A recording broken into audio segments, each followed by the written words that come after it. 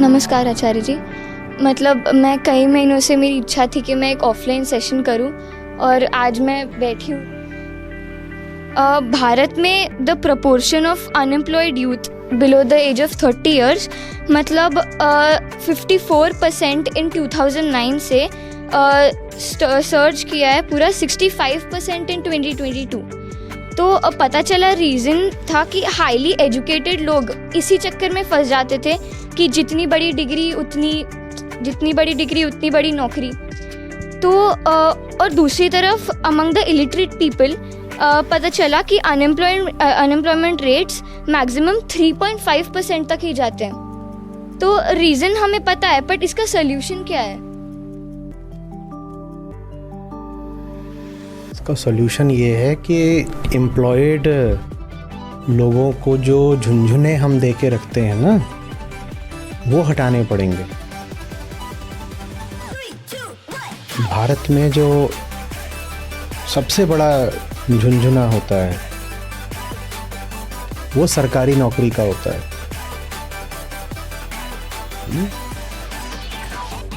और जो हमारी सामाजिक और पारिवारिक व्यवस्था है वो उस झुंझुने के समर्थन के लिए बनी है।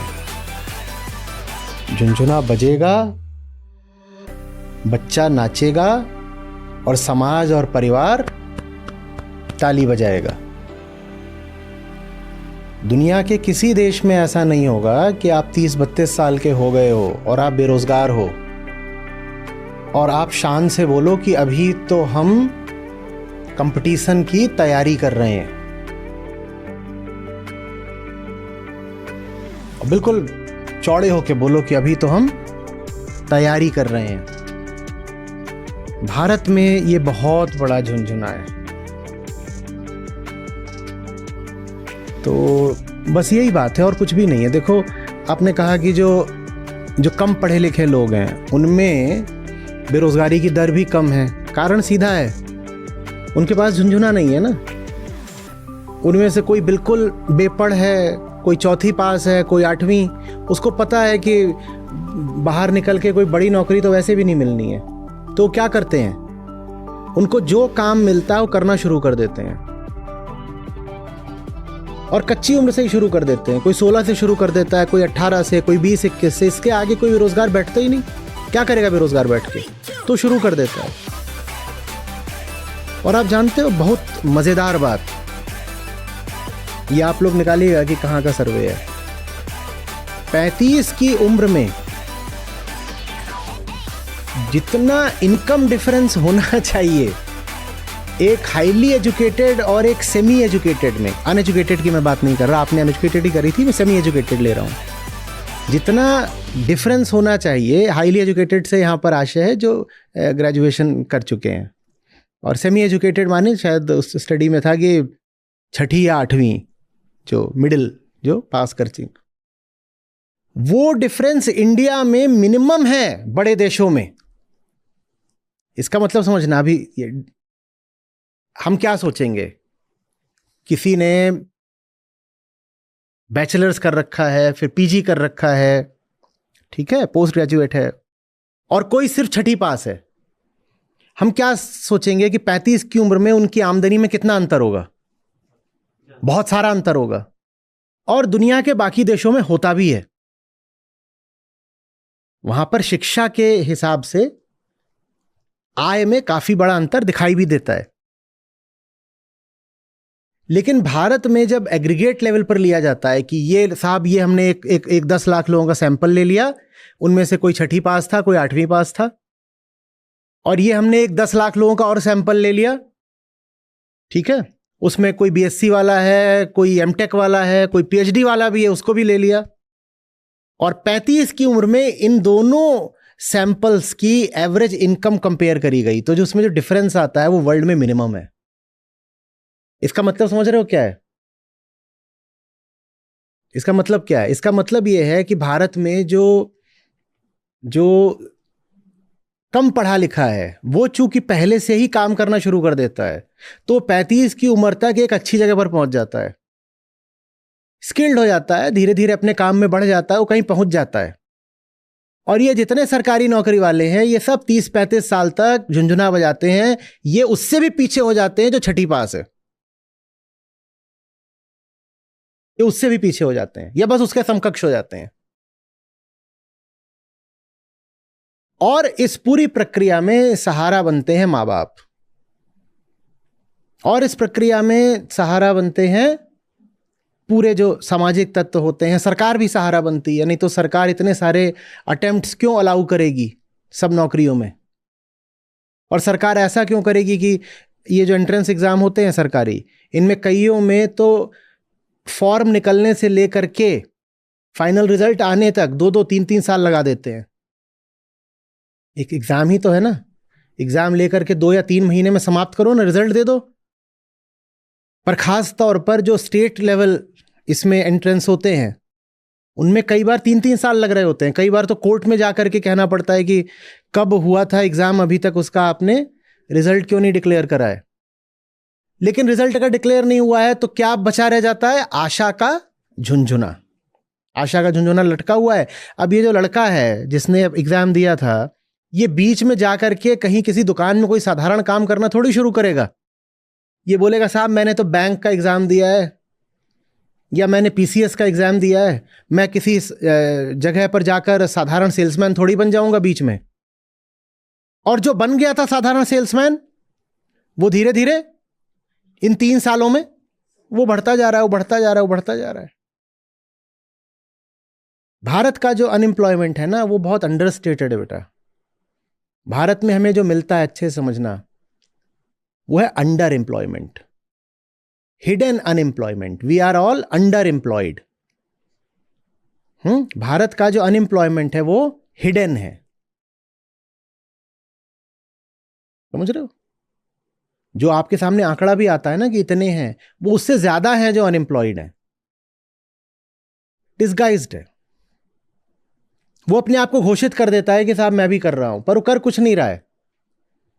वो काम कर रहा है जो दिन के 1 या 2 घंटे में हो सकता है, बाकी समय निकाल के वो कुछ और कर रहा है। क्यों? क्योंकि उसके भीतर ये मूल्य स्थापित ही नहीं किया गया है कि जवानी के साल 20 से लेके 35 के साल जीतोड़ मेहनत करके जिंदगी संवारने के लिए हैं। उसको ये बताया ही नहीं गया है। उसको लाज ही नहीं आती कि मैं कुछ करता नहीं हूं। वो आराम से पड़ा हुआ है और क्या बोल रहा है कि मैं तो अभी तैयारी कर रहा हूं। बहुत मुश्किल नहीं है, सच पूछो तो ये जितने भी एग्जाम्स हैं इन्हें निकालना बहुत मुश्किल नहीं है। कारण बता देता हूं। अगर 1000 सीट हैं किसी एग्जाम में, तो उसके लिए सचमुच तैयारी करने वाले 5 या 7 हजार होते हैं बस। बाकी बस अपना वक्त खराब कर रहे होते हैं। तो बहुत कंपटीशन है नहीं। बाकी सब बस हिडन अनएम्प्लॉयमेंट वाले होते हैं जो कंपटीशन के नाम पर अपना समय खराब कर रहे हैं। ये एक बहुत यूनिक फिनोमेना है जो भारत में ही पाया जाता है। दुनिया के किसी देश में सरकारी नौकरी को या ब्यूरोक्रेसी को इतनी तवज्जो नहीं दी जाती। पर भारत का जो फ्यूडल पास्ट है ना, ये भारत में भी इसको तवज्जो क्यों दी जाती है समझना। क्योंकि हमारा एक सामंतवादी इतिहास है जबरदस्त तरीके से, और हमारे यहां पर वैचारिक क्रांति अभी पूरी तरह हुई नहीं है। फ्यूडलिज्म का क्या मतलब होता है? फ्यूडलिज्म के आपने सीलिएंट फीचर्स पढ़े होंगे अपनी सोशियोलॉजी वगैरह में। क्या होते हैं? ये होता है कि जो फ्यूडल लॉर्ड है वो करता कुछ नहीं है, दूसरे काम करते हैं। जो फ्यूडल लॉर्ड है वो बैठ के सबको वही बनना है, और वो बनने के लिए अगर 10 साल खराब करने पड़े तो क्या हो गया? ये बात हमारी मूल्य व्यवस्था में आ गई है कि सर्वोच्च आदमी वो है जो मेहनत नहीं करता, बैठ के खाता है। हम उससे रश्क करते हैं, हमें ईर्ष्या होती है उससे जिसको हम पाएं कि वो कुछ नहीं करता, बैठ के खा रहा है। हम ये नहीं कहते कि धिक्कार है इस आदमी पे, करता कुछ नहीं, बैठ के खा रहा है। हमें लगता है वाह यार सही मजे हैं तेरे तो। अभी भी लड़कियां होती हैं छोटी, उनमें ये वैल्यू मूल्य डालने की कोशिश की जाती है कि अच्छे से अपने आप को बना संभाल के रख, तुझे डॉक्टर इंजीनियर मिल जाएगा, तेरी जिंदगी बन जाएगी। तुम देख रहे हो उसमें क्या मूल्य डाला जा रहा है? यही बैठ के खाएगी, बैठ के खाएगी। यही बात हमारी जाति प्रथा में भी दिखाई देती है। इसलिए मैंने कहा कि this phenomena is unique to India. जाति प्रथा का भी क्या मतलब है? सबसे ऊपर पहुंच जाओ जहां करना कुछ नहीं है, बैठ के खाना है और इज्जत भी खूब मिलेगी। तुम वो हो जाओ जिसे कुछ नहीं करना है, बस बैठ के खाना है, इज्जत भी खूब पाओगे, बस अथॉरिटी बन जाओ, पावर सारा तुम्हारे पास आ गया, अब करना थोड़ी कुछ है, बैठ के खाओ।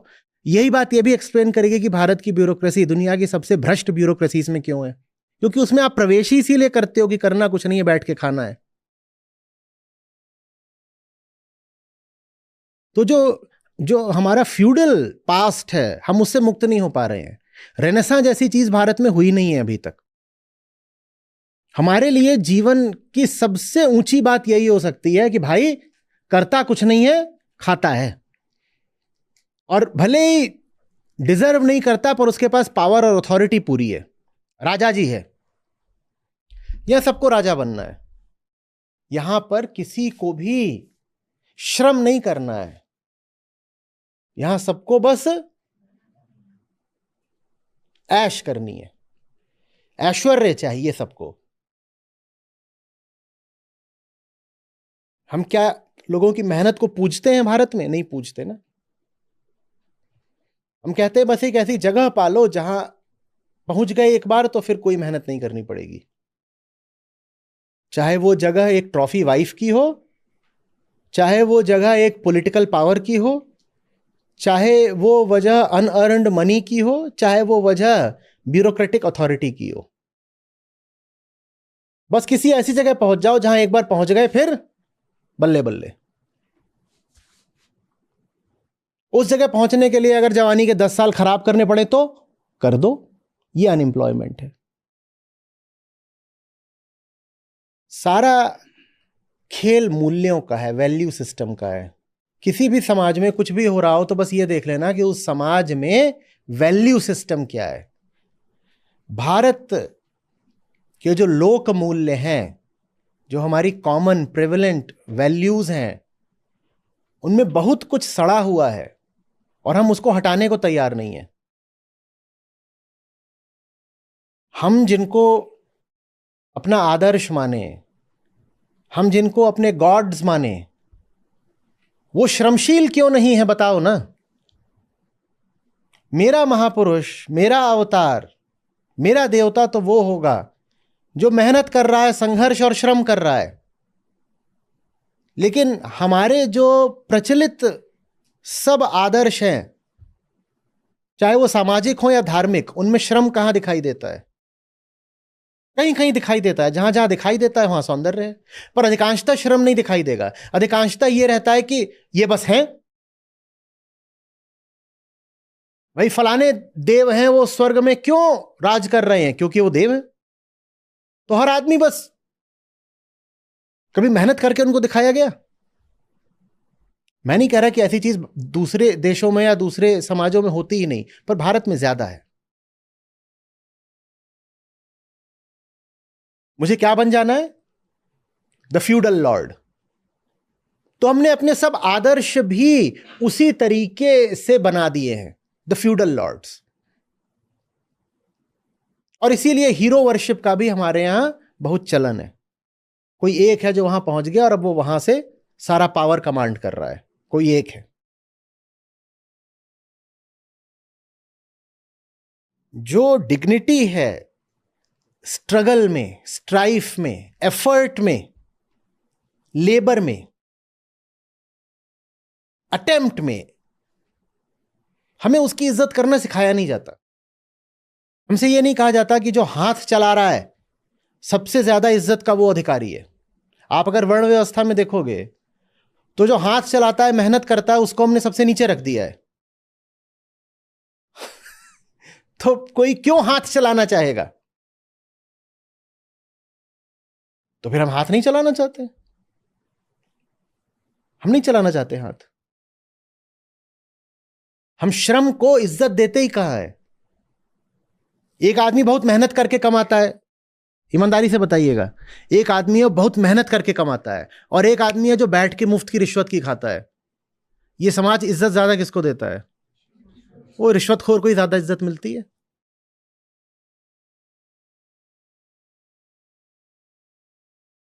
एक वर्किंग वुमन होती है,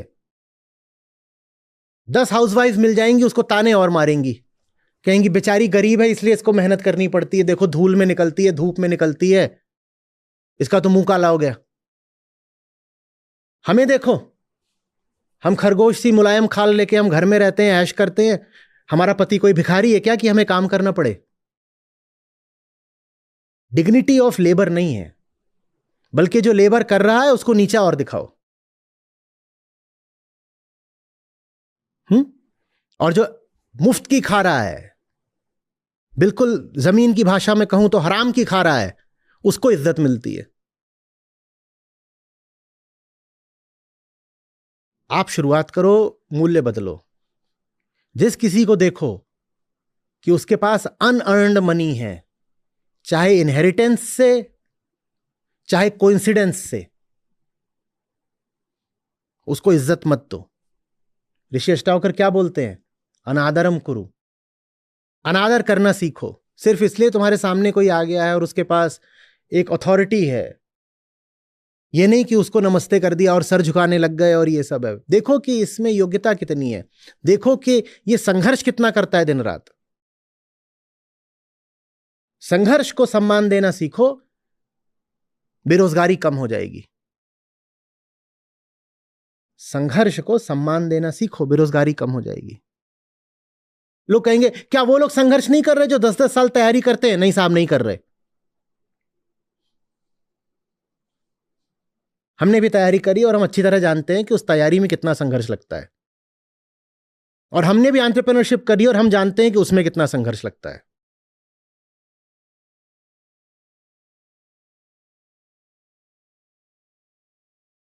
जब भारत संघर्ष को सम्मान देने लगेगा, आप पाओगे बेरोजगारी वगैरह गायब हो गई है। कोई बेरोजगार हो कैसे सकता है? क्या करने को कुछ नहीं है? बिल्कुल है, पर हम उसे छोटा काम बोल के करते नहीं है। और छोटा काम किस अर्थ में? कि इसमें पैसा नहीं है। हमारे पास काम को बड़ा या छोटा कहने का और तो कोई पैमाना होता भी नहीं ना। जिस काम में पैसा ना बह रहा हो, हमारी दृष्टि में वो छोटा हो जाता है। और कोई भी अच्छा काम आपको पैसा देने ही लग जाएगा, वो भी तुरंत, इसकी कोई गारंटी तो होती नहीं।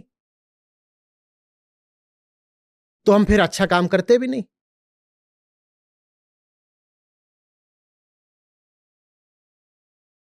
नहीं तो बताओ ना, आप एक जवान आदमी हो, महिला हो, पुरुष हो, कुछ भी हो, आप 21 के हो, आप 25 के हो, बेरोजगारी का मतलब क्या है? आप बोल रहे हो मेरे पास करने को कुछ नहीं है। क्यों करने को कुछ नहीं है? निकलो, देखो, जहां कहीं भी कुछ गलत हो उसको ठीक करो।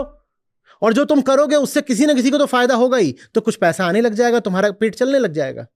उससे ज्यादा की कामना रखो मत, क्योंकि श्रम, संघर्ष और कार्य का स्तर मायने रखते हैं। तुम्हें उसमें से मिल क्या रहा है वो बात की बात है। भाई काम का क्या मतलब होता है? काम का मतलब होता है मैंने कुछ करा और उसमें मेरा आनंद है, मेरा संतोष है, और जो मैंने करा उसके फलस्वरूप मुझे कुछ पैसे भी मिल गए। पैसे मिल गए तो मेरा उससे घर चल गया। यही तो काम है, यही काम की परिभाषा है ना। मैंने कुछ करा, क्यों? क्योंकि वो करना ठीक था, और जो मैंने करा उससे दूसरे को भी फायदा हो गया, तो मुझे कुछ मिल गया। अगर तुम कोई अच्छा काम करोगे तो उससे किसी ना किसी को कुछ ना कुछ तो फायदा होगा ना, तुम्हें कुछ पैसे मिल जाएंगे। तुम करो ना। बेरोजगारी शब्द का तो कोई अर्थ ही नहीं है। घर में पड़े हुए और कह रहे हो मुझे कोई जॉब देने वाला नहीं इसलिए घर में पड़ा हूं। जॉब देने वाला का क्या मतलब है? तुम्हारा मोहल्ला गंदा पड़ा हुआ है, जाओ मोहल्ला पूरा साफ कर दो। बोला मोहल्ला मैं साफ करूंगा, बदले में हर घर से 50 रुपए लूंगा। लो, मिल गया रोजगार? नहीं मिल गया? दुनिया में इतना कुछ है जिसको ठीक किया जाना जरूरी है, तुम उसको ठीक करो, बदले में लोग तुम्हें पैसा दे देंगे।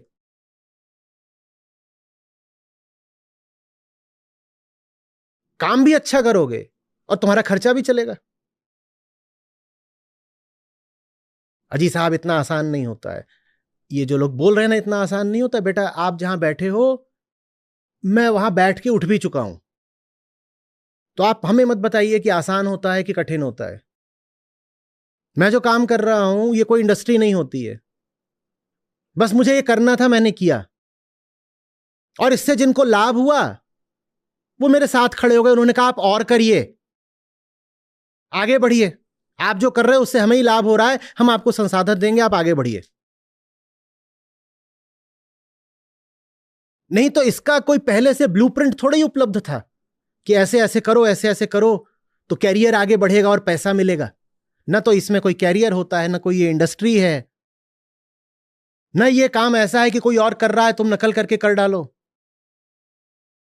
जो मुझे ठीक लगता गया मैं करता गया, और चूंकि जो मैं कर रहा था वो औरों के भी काम आ रहा था तो उनसे मुझे फिर समर्थन मिलता गया। आप भी देखिए ना कि क्या ठीक है जमाने में करने के लिए, और उसको करिए, और ये भरोसा रखिए कि भूखे नहीं मरेंगे। हां, अय्याशी की चाह हो, बैठे बैठे खाना हो तो फिर कोई उपाय नहीं है। सही संघर्ष करने निकलो, कोई बेरोजगारी नहीं रहेगी।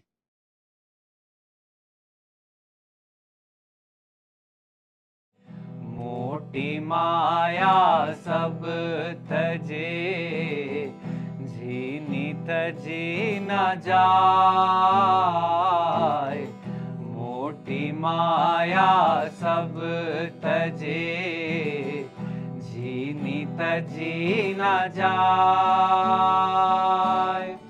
पीर पैगंबर औलिया, झीनी सबको खाए रे साधो, झीनी सबको खाए।